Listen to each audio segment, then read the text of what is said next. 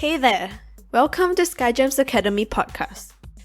At SkyGems Academy, our vision is to build a community of new generation leaders with strong core values, high level of self-awareness, high self-worth, and passionate individuals who will give back to the community and the environment.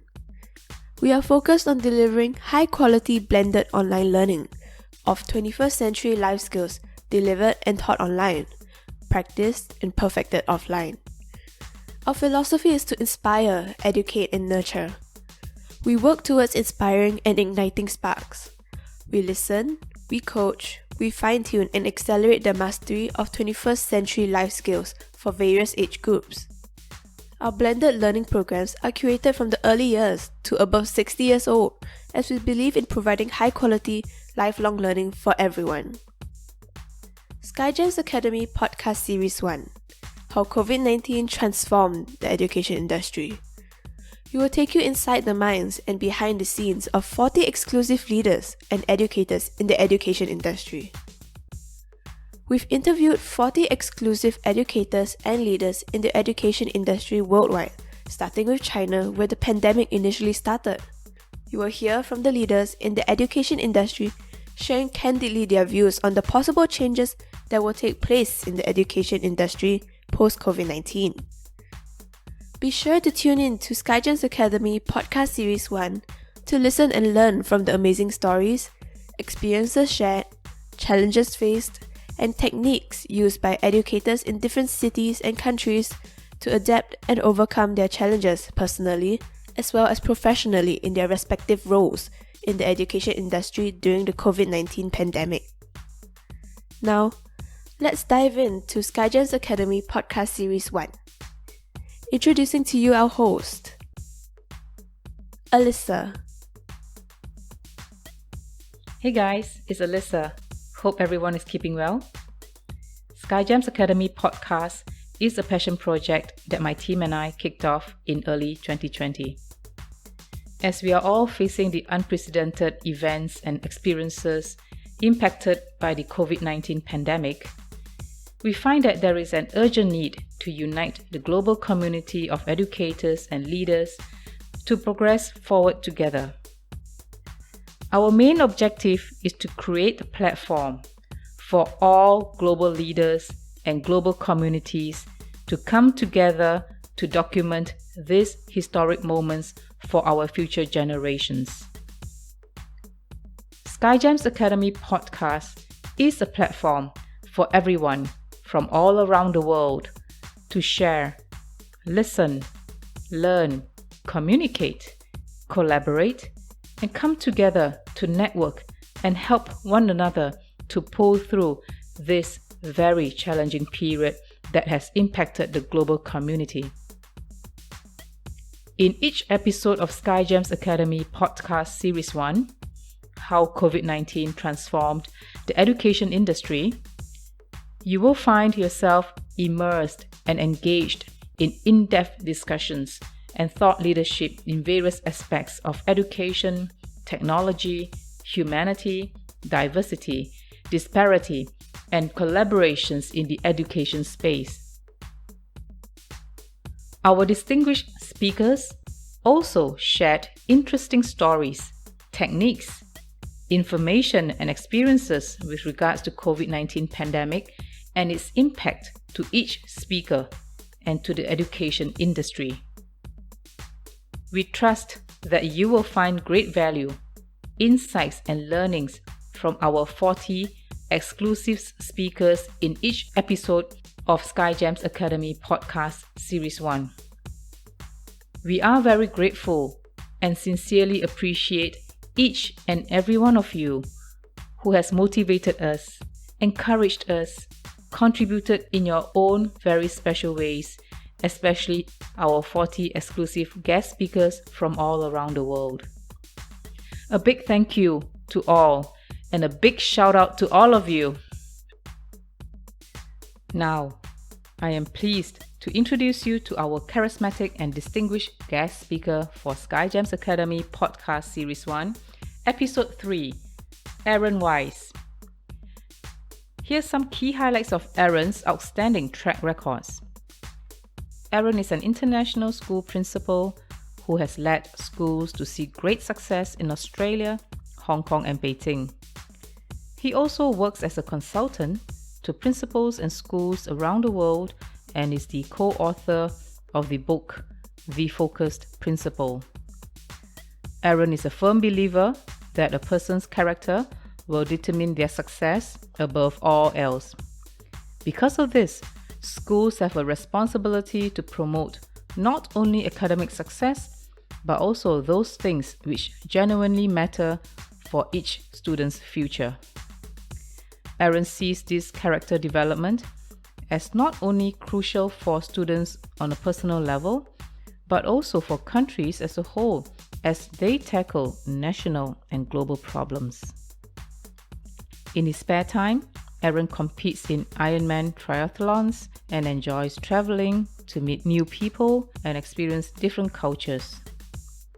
Be sure to check out Aaron's new book, which he has co-authored, The Focus Principle. A special shout out to you, Aaron. Congratulations. I quote and unquote Aaron Wise. People had a chance to shine and had a chance to show their worst as well. And it just highlighted to me again how important character is, how important great mindset is. How do we handle normal situation and how we especially handle adversity when it does come. Now, let's tune in to SkyGems Academy Podcast Episode 3 for Aaron Wise Podcast. Let's go!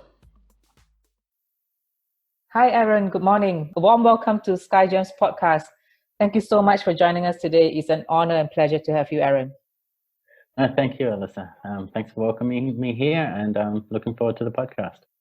Thank you, Aaron. Such kind and generous of you. SkyGem Podcast is a platform for sharing of ideas and experiences to help listeners to further develop essential life skills, such as leadership skills, growth mindset, resilience, agility, and what more right now where we are going through a very challenging pandemic all across the globe with COVID-19. I believe this is very relevant to all of us in order to learn and continue to grow in these essential life skills. So, Aaron, thank you so much for joining us. We really appreciate your time again. I'm going to hand over to Aaron to introduce himself to all of us. Aaron, over to you. Hi, everyone. My name's Aaron. I'm from Australia. I've been a teacher and a principal in Australia and then in Hong Kong for 4 years and then in Beijing now for nearly 4 years. I'm principal of an international school, Beijing World Youth Academy. I look after the primary school section. And like everybody, I guess we've been trying to manage our school situation as best as we possibly can. So it's great that I get the opportunity to share what we've learned from managing our staff and our students and our parents at this time. Thank you, Aaron. Thank you for the kind introduction and also leading into our podcast. Really, I think what you ended off earlier about the adaptability is really key, and agility to make changes happen due to the pandemic that hit us all so suddenly.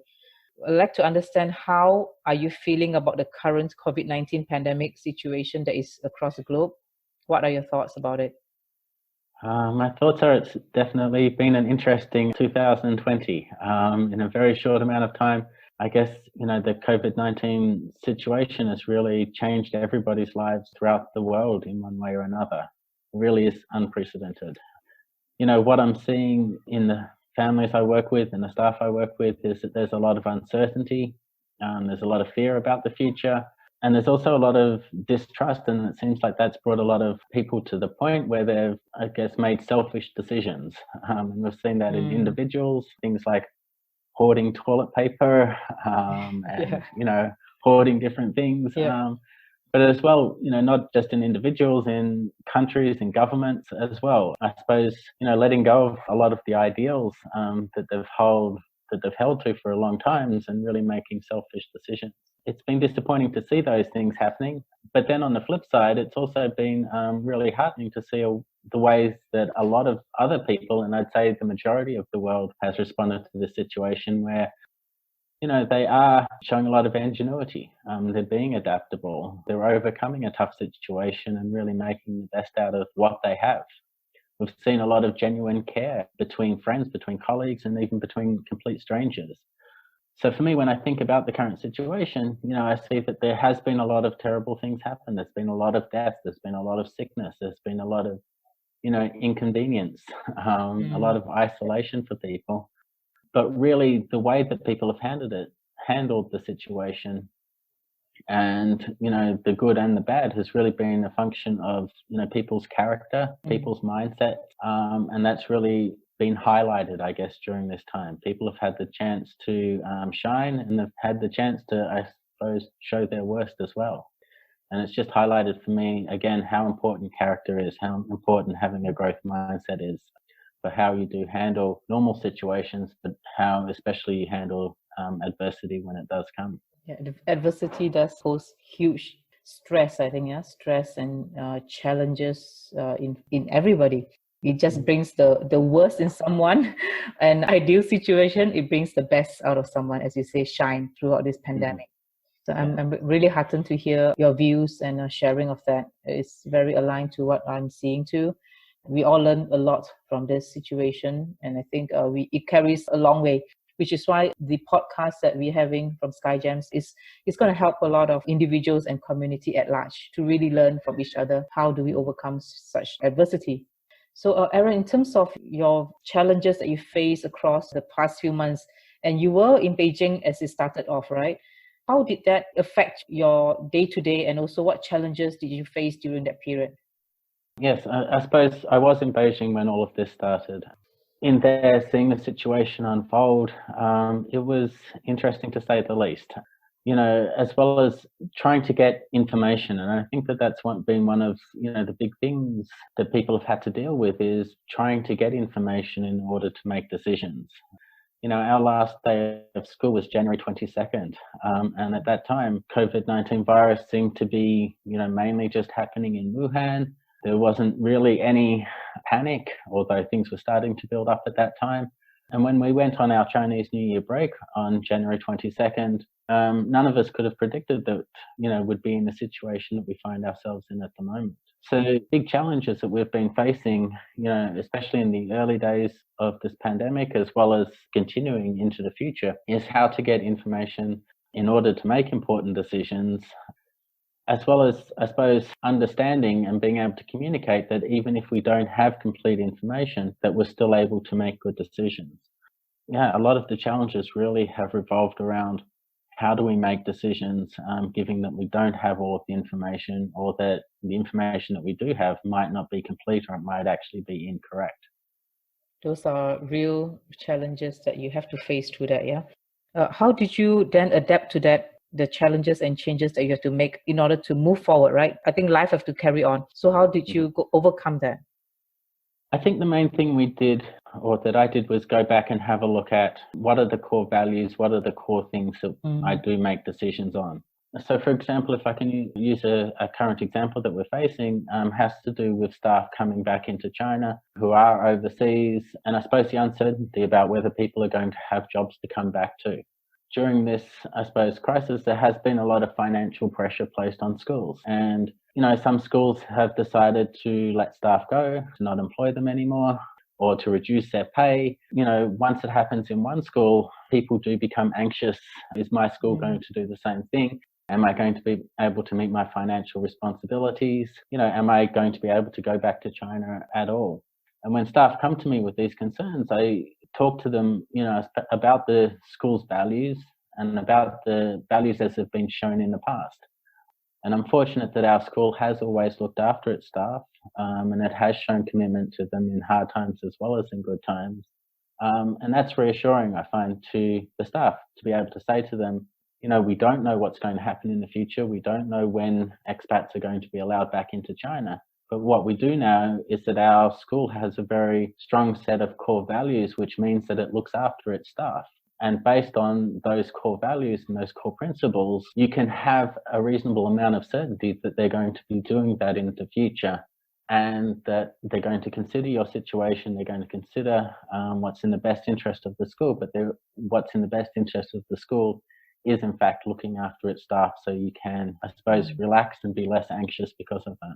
People is what we have, isn't it, at the end of the day? In an organization, products and services, yeah, is what we produce, but people is the one that makes the difference. So yeah, taking care of the team, the people that matters most is really the right thing to do. And I'm glad to hear that sticking on to the core values, really very basic fundamental principles that is so valuable at this point in time, is being valued and also treasured, so close to your heart, Aaron. I'm really so pleased to hear that. Thank you so much for sharing. It's really very heartwarming to hear. I'm very pleased to hear that. Thank you, Aaron. Oh, wonderful. What are the lessons learned throughout this journey? I mean, I call it a journey because it's yet to end, and I'm sure there's a long road ahead of us, but we're all learning day to day. And what are the most important lessons that you have learned so far? I think one of the big lessons that we've learned is that we are, in fact, educating students for tough times. It's easy when things are going well, and, we spend so much time creating schools to be a safe place where things can't go wrong. We spend a lot of time with occupational health and safety, ensuring playground equipment is safe, all of our hygiene practices are in place. I suppose as well, try to, teach the ways in students so that they can't fail. We give them all the support that they need. We give them assignments that they can pass. We're very careful to communicate well to our students. And we create these very, very safe places where the students don't have to overcome adversity as much as I guess they should for when tough times do happen. So the lesson learned, I think, from this is, even though we do teach our students about resilience, we teach them about adaptability and, all of those skills that they're going to need in life when trials do come. I think this situation, has really taught us that we need to do even more of that. Because when we have looked at the students who have been studying online, who have been doing the courses, the ones who have been the most successful aren't necessarily the ones who are the brightest or the smartest with the highest IQs, but they're the ones who have been able to overcome the difficulties that they've been facing. They're the ones who have the growth mindsets, who say that, despite these difficulties, I can still be successful. And the ones who have shown determination. So for us, it's something that we had been focusing on at our school because we did see it as important. But we see now in these times, our lessons are we need to do this even more. We need to enable our students to be independent, to be people in themselves, and not feel like that they're reliant on teachers to do the teaching for them, but that they're, powerful and enabled students who the teachers assist, but who are responsible for the learning themselves. That is really very true and very refreshing, the way you actually phrase it and the way you think about it. In fact, you're the first to actually say that to me, Aaron, and I'm so glad to hear this from you, because the power that is in everyone and every individual is there. It's how you ignite that power in that individual to enable them and empower them to do even more for themselves. I think that's what's lacking. And with COVID-19, you see some sparks coming up from certain individuals, and we would like to see more of that, but from encouragement and also motivation, and also just maybe care and love from the people around them. I think that will bring them to a totally different level of their own self-worth and also self-esteem. Yes. No, I think, that's another thing that we've learned through all of this is that we're spending a lot of time, encouraging each other, the staff, as well as from the teachers to the students as well. Yeah. Because people do need people, and it's those personal relationships as well, which have really shone through at these times that, I'm very thankful that we've got a good culture at our school where people are very encouraging of each other and very willing to help. And we've had staff who've been trapped all around the world, and some of those people are by themselves. Yep. And it's difficult to be by yourself when you're used to going to a school community every day. And it's the same with the students. Some of the students are in their apartments by themselves with their parents, and a lot of time needs to be spent, not just teaching skills and knowledge and understanding, but developing people and realizing that, students are people, teachers are people. Yes. And social interactions are an important part of being a person and being a human, not just something that's on the side. Yeah, we all long for the human touch, right? The people connection. So we hope, all this will be over soon and that will take place. And meantime, all of us stay safe and stay connected in a lot of ways, right? Through internet, through phone calls, and any ways that we can, but not physically, if possible. So that's great. From your perspective, Aaron, in the education industry in particular, where you are leading your team, What are your views in terms of the possible changes that you see that may happen in the education industry due to COVID-19? I see that, the education industry and schools have been talking about flipped classrooms for a long time. This idea that the students can do a lot of learning by themselves, and that the teacher's really there to help clarify their understanding, to motivate them, to help them apply their learning to different situations. But students ultimately can be responsible for their own learning to a large extent if things are set up well by the teachers. Now, what I've seen at our school is that this flipped classroom approach has really been applied well to the learning that they do online. In order to look after the students' eyes and to make sure that they're not spending all of their time, connected to their laptop or their iPad, we are finding that we're, trying to be succinct in the way that we interact with the students online, and then give them the tasks to do and the research to do and the learning to do offline when they're not connected with the teacher. Now, I see that this has worked extremely well. And when I talk to my teachers, they say, these are the kinds of things that we want to continue doing once we go back to school. Again, not having the teacher as the center of what happens in the classroom, but having the students as the center of what happens in the classroom, and the teacher being in the classroom to support the students, to give them everything that they need in order to be able to do the learning, which they ultimately need to take responsibility for themselves. And we see that that's something that they need as they travel throughout schools. Their schooling. As you go up in the grades and as you go to university, less and less time is spent by the teacher explaining things, and more time is spent by the student actually finding things out themselves. So again, I feel like we can do our students, a good service by enabling them more as learners, and the flipped classroom approach, definitely lends itself to that well. Yep. Now, there's also a range of technology, I guess, that the teachers have found which really facilitate that. It's been great to see, different programs and the way that they've been used. And what we see is that there's a greater understanding now, I think, in the communication industry as a whole, in terms of, what the schools need. And we saw some very early movers, come out with different programs and say, hey, schools, we realize that with online learning, our products are very well suited to what's going to be happening in your schools until classes do resume. So I can see, new technology has been great. It's been powerful. We've been able to use it well. And I see that the teachers are going to continue to use a flipped classroom, I suppose, mode of teaching, and still use the technology that's been able to enhance that mode of learning when they come back to school. So really a good blend of technology and self-directed learning from the child, and teachers are really facilitators and educators. So it's a great way to really move forward from where we started during the pandemic, isn't it? It kind of like forces into the situation, but the situation turned out to be positive and encouraging for all. Yes, and I think the other side of that is the partnerships that have been able to be built with parents in the home as well. Yes. What we've found is that the parents are now a lot more deeply involved in what's happening and understanding what's happening in their child's learning. In the past, we'd always encourage parents to be involved, but what we're finding at the moment is that there's a lot of parents who are, a lot more deeply involved in what their child is doing at home, and are learning a lot about their child through that process as well. And it's been really great to see the, I suppose, enhanced relationships between the parents and the students that have come out of that as well.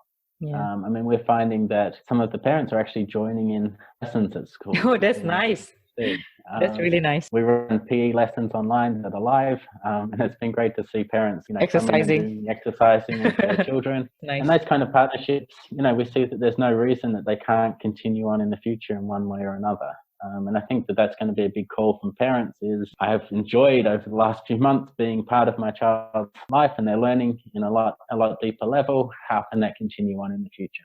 That's lovely, yeah. Really lovely to see the bond established during challenging time. I think this is the difference, right, in terms of growth mindset and the way we see things positively. Things move on to the right way and more enhanced in many ways, right? Whether it's a relationship or learning journey, it just brings us to the next level. It's fantastic.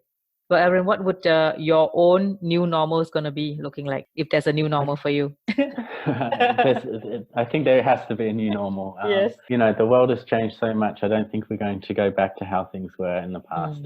I guess the new normal for me is the greater tolerance of uncertainty. I guess what's going to come out of that greater tolerance of uncertainty is an enhanced need for trust, an enhanced need for, character to be shown over and over again. Whenever there is uncertainty, I keep saying that people go back to what is certain. And so I think building trust and building trust that transfers into different situations is very, very important. As I was talking before about our school looking after its staff. When things are uncertain, people look to what they can, rely on and what is certain. And so I think the whole world is going to be more relational in the future. Character of individuals as well as companies, as well as governments is going to be a lot more important and is going to play a bigger factor in people's decision making than it ever has done in the past. And with that, I guess there are a lot of opportunities out there, and a lot will depend on individuals. I see the new normal is where people who have a growth mindset are going to be successful, more so than people who purely just focus on developing knowledge, skills, and understanding. I see that there's a lot of opportunity for people out there to do things and to shine in difficult situations, and they're the people who are going to be successful. So the new normal is going to be continued uncertainty, a greater emphasis on character and trust, and great opportunities for people who can navigate uncertainty well to be very, very successful. Very well said, Aaron. I'm actually taking down notes so that I remember this myself. I'm learning as I speak to you. So thank you for sharing. Thank you. Thank you, Aaron. I think the youth and the community out there, and also the younger generations, would benefit this, which is why it's important for me to ask you, what would your message be for the future generations?